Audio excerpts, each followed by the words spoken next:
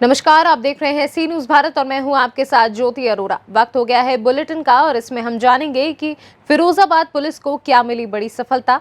बागपत में पुलिस ने मुठभेड़ के बाद किस इनामी बदमाश को किया गिरफ्तार और राजधानी लखनऊ में पुलिस ने कौन से गिरोह का किया पर्दाफाश। इन सभी खबरों को जानेंगे विस्तार से, तो आइए नजर डालते हैं इस वक्त की बड़ी खबरों पे। एक बार फिर फिरोजाबाद पुलिस को बड़ी सफलता हाथ लगी है। पुलिस ने करोड़ों का माल बरामद किया है। करीब 464 ग्राम लगभग 2 करोड़ की हेरोइन संग 5 किलो गांजा पुलिस ने बरामद किया है। बरामद की गई हेरोइन मेड इन अफगानिस्तान, जिसकी कीमत अंतर्राष्ट्रीय बाजार में करोड़ों रुपए में है। मादक पदार्थों की तस्करी से संबंधित गिरोह के 4 सदस्यों को भी गिरफ्तार कर लिया है। फिरोजाबाद पुलिस की इस बड़ी कार्यवाही से नशे कारोबारियों में हड़कंप मचा हुआ है। वहीं गिरफ्तार करने वाली टीम को एसएसपी अजय कुमार ने सम्मानित किया। ये जनपद फिरोज़ाबाद में मुखबिरों से सूचना मिली थी कि एक बड़े पैमाने पर एक तस्कर है जो हेरोइन की तस्करी करता है और कई लोगों को बेचने का काम करता है, जिससे युवाओं का भविष्य खतरे में पड़ रहा है। इस पे मैंने स्पेशल टास्क स्क्वाड के प्रभारी हरवेंद्र मिश्र को इस काम में लगाया था। उनकी टीम दिन रात काम कर रही थी और उन्हें सफलता मिली। उन्होंने 4 तस्करों को गिरफ्तार किया है। उनके कब्जे से एक वैगन-आर गाड़ी बरामद की है और साथ ही साथ लगभग आधा किलो हेरोइन हाई क्वालिटी की बरामद की है, जिसकी अंतर्राष्ट्रीय बाज़ार में कीमत 2 करोड़ से भी ज़्यादा आंकी जा रही है। इस 2 करोड़ से भी ज़्यादा कीमत की हेरोइन बरामद करके और इन 4 अभियुक्तों को गिरफ्तार करके आज यहाँ पे इनको न्यायालय के समक्ष भेजा जा रहा है। पूछताछ में जो बात सामने आई है उसका उनका मुख्य सरगना अशोक यादव है, जो तकरीबन 2 साल पहले मुंबई की किसी जेल में बंद हो चुका है इसी हेरोइन तस्करी में। अभी जो यहाँ से 4 लोग गिरफ्तार हुए हैं उनमें सुमित दिवाकर मुख्य सरगना है, एक ढाबा संचालक गोविंद है, इसके अलावा संदीप और लव नाम के 2 और लोग हैं जो हेरोइन की छोटे छोटे अमाउंट में डिलीवरी करने का काम करते हैं। ये एक बड़ी बरामदगी है। इससे पहले 2.5 करोड़ की हेरोइन बरामद की गई थी, जावेद नाई को जेल भेजा गया था। उसी के क्रम में ये दूसरी बड़ी बरामदगी है और इन सभी मुलजिमानों को आज न्यायालय के समक्ष प्रस्तुत किया जा रहा है, जहाँ से इनको जेल भेजा जाएगा। हमने अपनी टीम को 20,000 रुपये। फिरोजाबाद से सी न्यूज संवाददाता निर्विकार उपाध्याय की रिपोर्ट।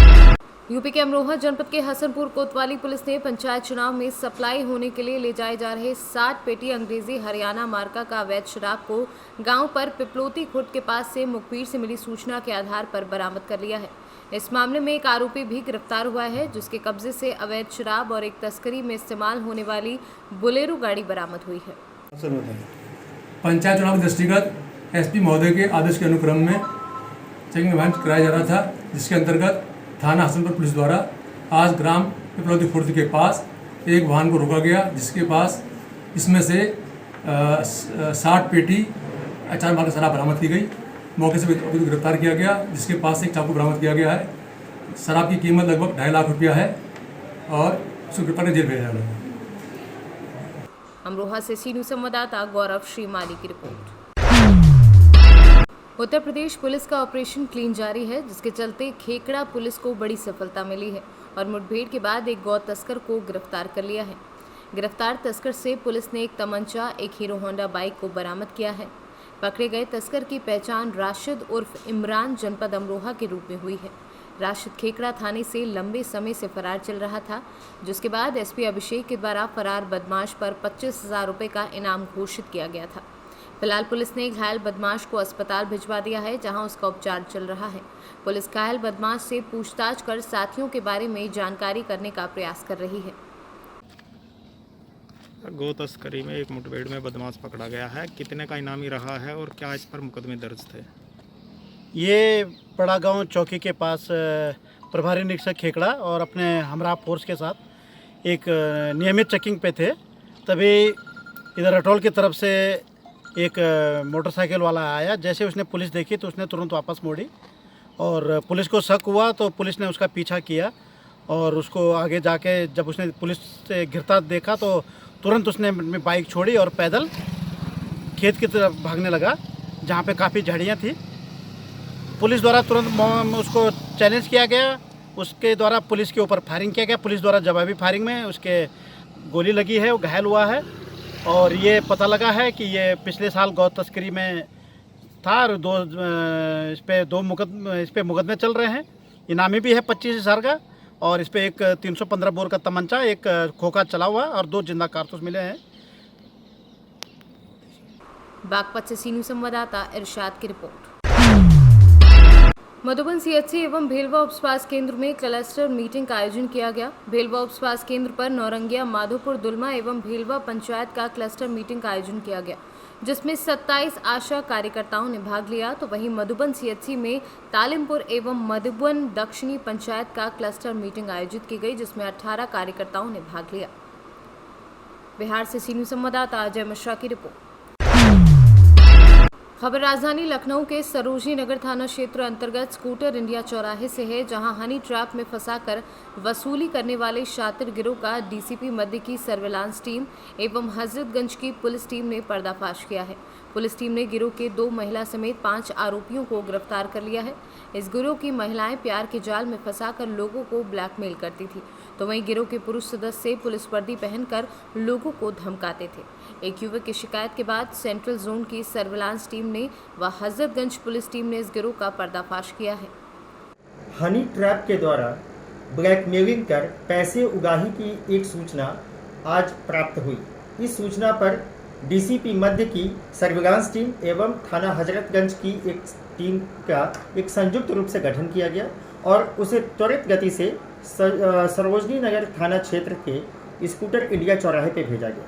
वहां पर सूचनादाता के द्वारा बताए गए इंफॉर्मेशन के आधार पर 5 व्यक्ति वहां पे थे, जिनमें से कि 3 पुलिस की यूनिफॉर्म पहने हुए थे और उनके साथ 2 महिलाएं भी थीं।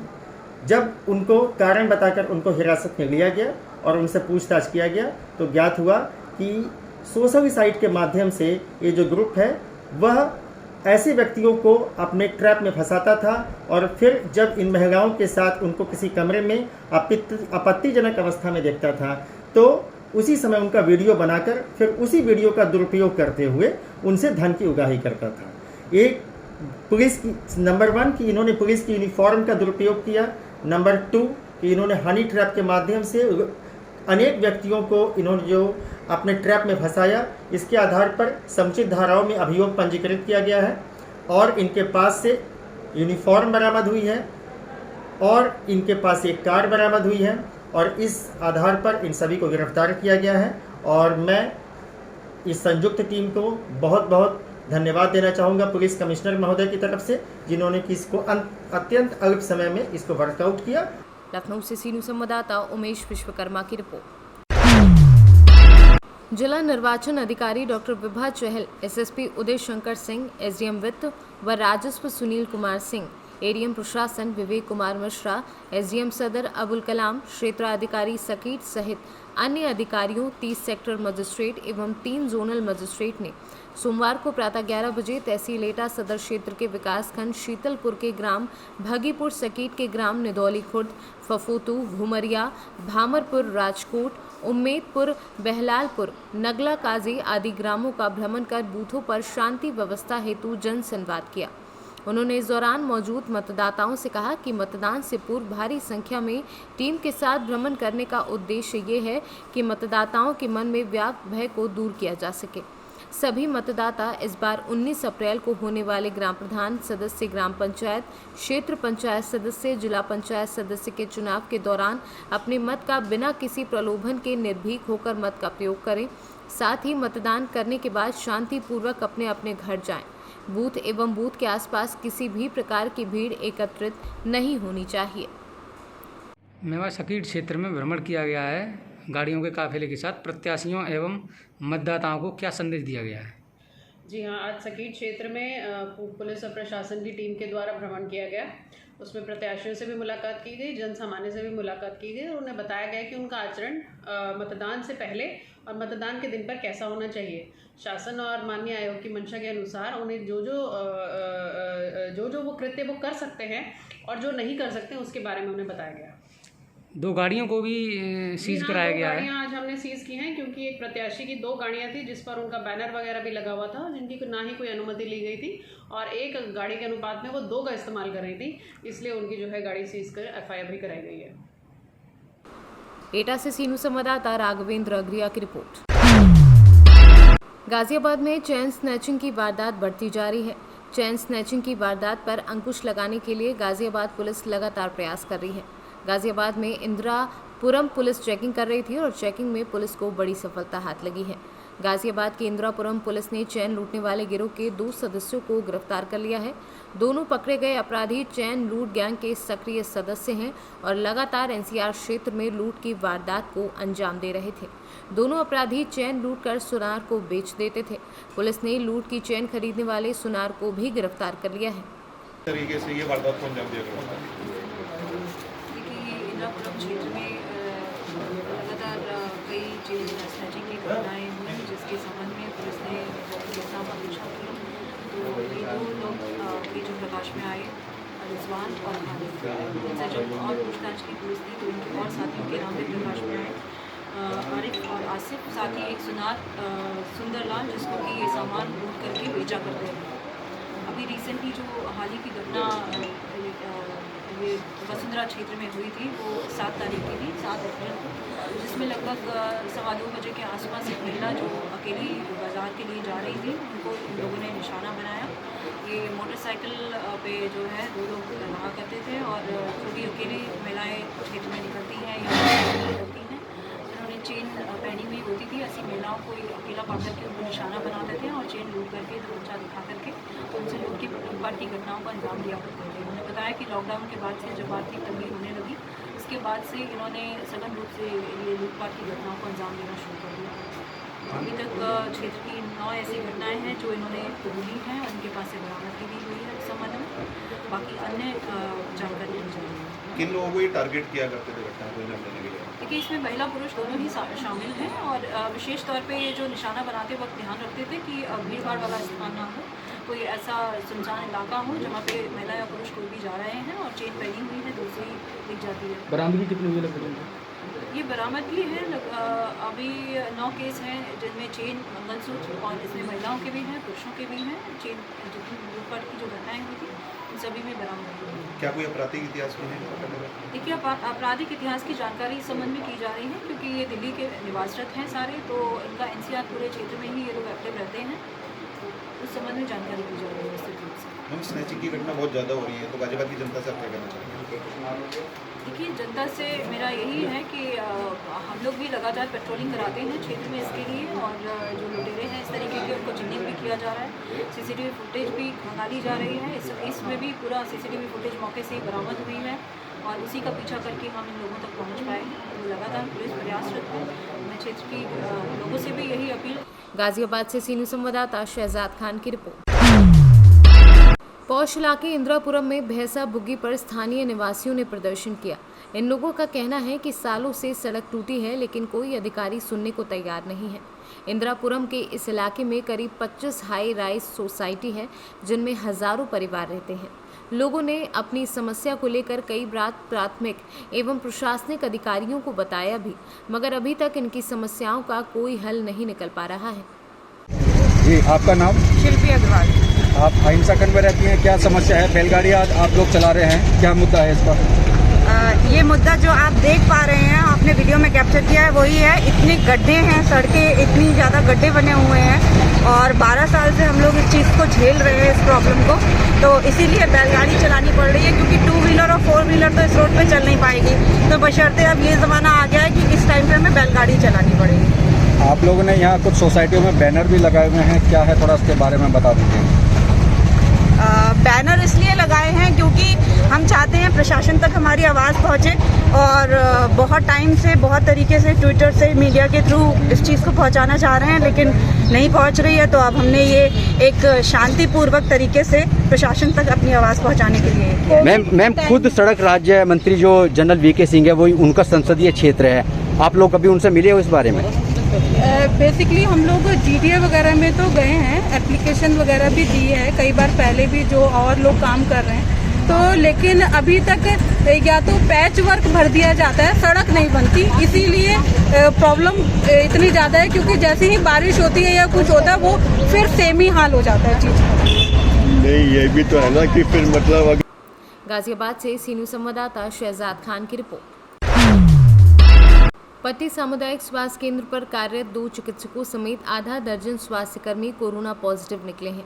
ऐसे में सीएचसी की ओपीडी 24 घंटे के लिए बंद कर दी गई है। पूरा परिसर सैनिटाइज करने के साथ सील कर दिया गया है। इमरजेंसी सेवाओं के लिए चिकित्सक चिकित्सालय के गेट पर मौजूद हैं, जहां गंभीर मरीजों के लिए इमरजेंसी सेवा दे रहे हैं। चिकित्सालय की लैब, एक्सरे कक्ष, प्रसव कक्ष समेत तमाम सेवाएं पूरी तरह ठप कर दी गई हैं।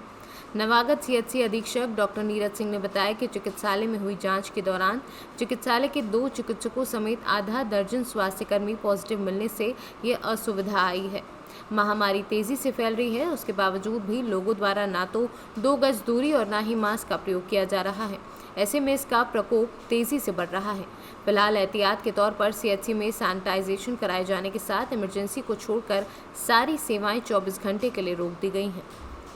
सर, आप सीएचसी पट्टी अधीक्षक हैं और सीएचसी में करीब 5 लोग कोरोना पॉजिटिव आए हैं। कौन कौन लोग हैं सर? इसमें हमारे डॉक्टर पंकज जी, एक डॉक्टर ज्ञानेन मौर्य जी, वो भी पॉजिटिव अभी चल रहे हैं जी। हमारे बीपीएम है सर्वर, हमारे यहाँ डाटा एंट्री ऑपरेटर हैं जी, शिवभूषण दुबे जी वो हैं, हमारे यहाँ ओटी टेक्नीशियन अमित जी जी, ये सब सारे जो है कोविड पॉजिटिव हैं। इनकी पुष्टि हो गई है सर? जी हाँ, इनकी पुष्टि हो गई। क्या व्यवस्था इनके लिए रखी गई है? इनको होम आइसोलेशन दिया गया है और सारी इनको दवाइयाँ उपलब्ध करा गई है। सीएचसी में दवाइयाँ हैं? सीएचसी में दवाइयाँ उपलब्ध है। क्या लोग अभी तक इंजेक्शन नहीं लगवाए थे क्या? नहीं, एक्चुअली इंजेक्शन लगवाए हुए थे जी, इंजेक्शन लगवाए हुए थे। उसके बाद भी इनको ये पॉजिटिव हो गए हैं? हाँ, ये तो है पॉजिटिव बात है। धन्यवाद सर। प्रतापगढ़ से सीनू संवाददाता रोहित जायसवाल की रिपोर्ट। बीते दिन चित्रकूट के नया गांव स्थित खटिकाना मोहल्ले में पुलिस और प्रशासनिक अधिकारियों की टीम के ऊपर पत्थरों से हमला करने वाले 10 नामजद फरार आरोपियों में से 4 आरोपियों को पुलिस ने गिरफ्तार कर लिया है। सभी चारों फरार आरोपी सीमा से लगे यूपी के चित्रकूट जिला स्थित राजापुर कस्बे से गिरफ्तार किए गए हैं। घटना को लेकर के हम लोग काफ़ी संजीदा थे और लगातार दबिश डाल रहे थे कि आरोपी किसी प्रकार से गिरफ्तार हों। उसी कड़ी के तहत दबिश के दौरान मुखबिर से सूचना प्राप्त हुई थी कि आरोपी गण चित्रकूट से भाग गए हैं और राजापुर, उत्तर प्रदेश की सीमा क्षेत्र राजापुर में यहाँ से 30-40 किलोमीटर दूर डेरा डाले हुए हैं। उसी आधार पर 3 टीमों को गठन किया गया था। राजापुर से घटना का जो मेन था